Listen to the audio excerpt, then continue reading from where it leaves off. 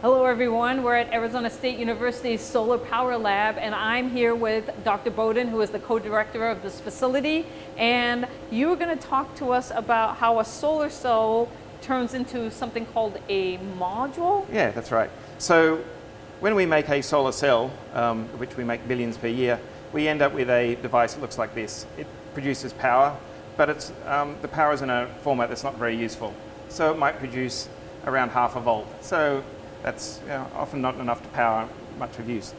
So just like in batteries in your remote, where you might put multiple ones in there to get a high enough voltage, we put multiple solar cells together so we can power something more useful, like maybe your house or maybe a city.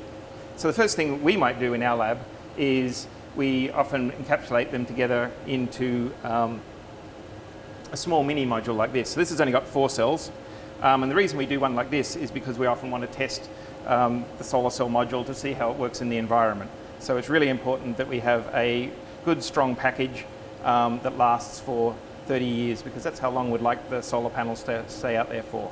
And to make the package together, what we do is we have a sheet of glass, so the top surface of this is glass, so it stops the water getting in. And then on the back, we have a material which is a fluoropolymer, which stops water getting in from the back. We often don't use glass just because it gets a little bit heavy. And then we get these materials, put them all together, and we then use a laminator such as this one, which has a high temperature and a vacuum. We put the whole lot together, squash the package together, and pull out all the air, and then we get a nice module like this. Wow.